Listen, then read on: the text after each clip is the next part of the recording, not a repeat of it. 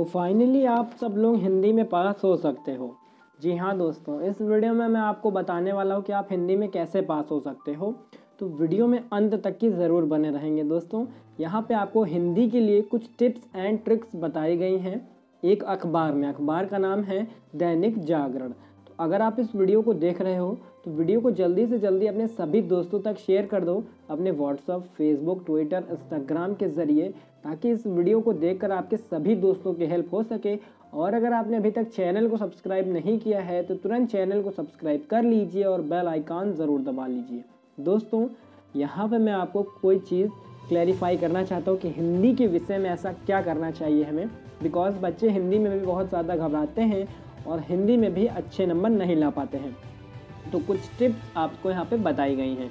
तो हिंदी विषय में अब कम शब्दों में पाएँ पूरे अंक। दोस्तों, आपको हिंदी में कम शब्दों में पूरे अंक दिए जा रहे हैं। ऐसा कैसे, आपको जानना है इस पूरे वीडियो में दोस्तों। तो पूरी खबर पढ़ते हैं। यूपी बोर्ड परीक्षा में हिंदी के प्रश्नों में लंबी गाथा लिखने से मुक्ति मिलेगी। पेपर में व्याख्या संबंधित सवाल जहां अब प्रश्न पत्र आधारित हो गया है, वहीं निबंध की शब्द सीमा घटा दी गई है। ऐसे में विद्यार्थियों के पास बेहतर अंक हासिल करने का मौका होगा। आपको कम लिखना पड़ेगा दोस्तों, ज़्यादा नहीं लिखना पड़ेगा। शब्द सीमा, हर एक चीज़ की शब्द सीमा यूपी बोर्ड ने तय कर दी है। तो शब्द सीमा कैसे कैसे आपको लिखना है, पूरा इस वीडियो में आपको जानने को मिलेगा। तो दोस्तों, यहाँ पे देखते हैं कि पेपर में आए ये बदलाव। पेपर में आपके कई सारे बदलाव भी हुए हैं हिंदी के। तो 2 पेपर के बजाय अब आपका 100 नंबर का पेपर होगा। ठीक है, एक पेपर होगा, यानी कि 2 पेपर के बजाय एक पेपर होगा, सॉरी। ठीक है, तो आपका एक पेपर 100 नंबर का होगा। ठीक है, नेक्स्ट, एपीजे अब्दुल कलाम पंडित दीनदयाल उपाध्याय नए चैप्टर जोड़े हुए हैं। नेक्स्ट, कक्षा 10 के लिए अब निबंध सीमा 700 के बजाय 500 कर दी गई है, यानी कि आपको निबंध केवल 500 शब्दों में लिखना होगा। और कक्षा 12 में निबंध की शब्द सीमा 900 पहले थी, अब आपको 600 लिखनी पड़ेगी। ठीक है, हाई स्कूल में 500 और इंटर में 600।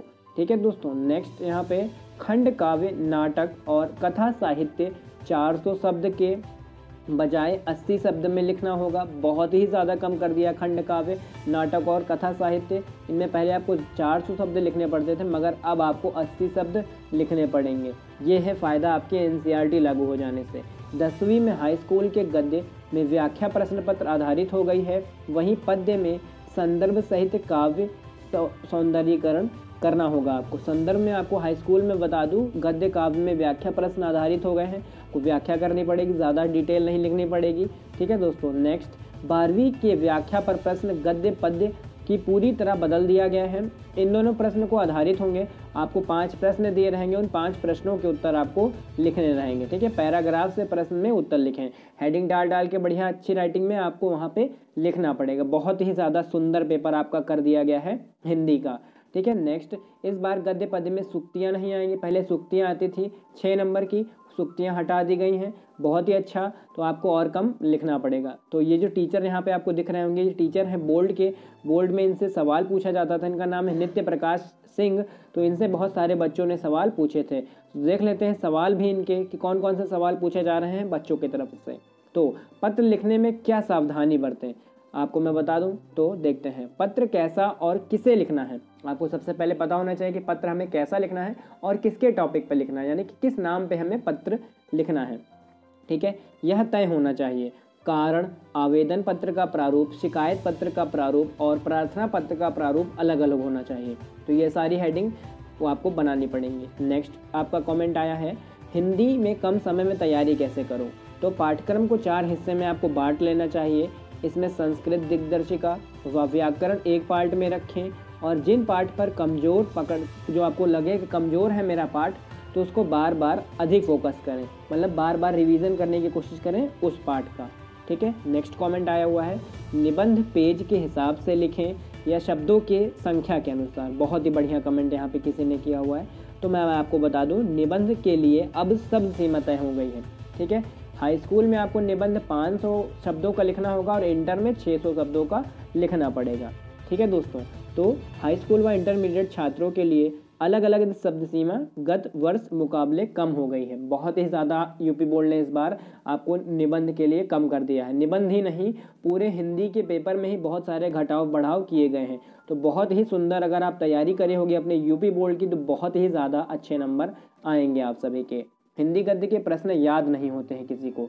अंशिका अवस्थी बहराइच का कमेंट था। तो हिंदी गद्य में अब पैरा आएगा, ठीक है। सबसे पहली बात, पैरा वाइज क्वेश्चंस आएंगे और अध्ययन करेंगी तो उत्तर पैरा में अलग से आसानी से खोज लेंगे। दोस्तों आपको मैं बता दूं, जो पैरा होता है यानी कि पैराग्राफ जो होता है, उसी के अंदर सवालों के जवाब दिए रहते हैं।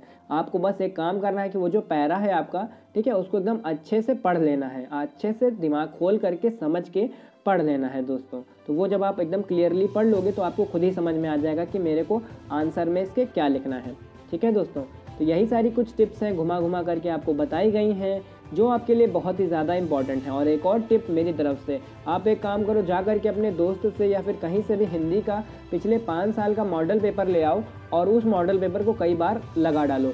उसे सारे प्रश्न टिक लगा लो अपनी क्वेश्चन बैंक में या फिर एनसीईआरटी की किताब में, और उसके जो प्रश्न आप टिक लगा रहे हो वही प्रश्न बार बार पढ़ो। आपको बहुत ज़्यादा अच्छे नंबर आएंगे, क्योंकि ज़्यादातर क्वेश्चंस जो होते हैं वो मॉडल पेपर से ही पूछे जाते हैं। पिछले 5 साल के मॉडल पेपर आप ले जाइए तो समझ लीजिए आपका काम हो गया दोस्तों। तो इस वीडियो में मैंने आपको जो टिप्स बताई हैं वो अगर आपने अच्छे से सुन ली होंगी, समझ ली होंगी, तो बहुत ही ज़्यादा आपकी हेल्प हो जाने वाली है। तो प्लीज़ इस वीडियो को अगर आपने अभी तक शेयर नहीं किया है तो तुरंत कर दीजिए अपने सभी दोस्तों से शेयर। और अगर आपने अभी तक इस चैनल को सब्सक्राइब नहीं किया तो चैनल को तुरंत सब्सक्राइब कर लें और बेल आइकन ज़रूर दबा लें। और अगर आपको कोई मेरे से रिलेटेड या फिर वीडियो से रिलेटेड कोई समस्या है, कोई सुझाव है, तो मेरे वीडियो पे तुरंत कमेंट कर दीजिएगा। दोस्तों मिलते हैं हम आपको इसके नेक्स्ट वीडियो में, तब तक के लिए टेक केयर, बाय बाय।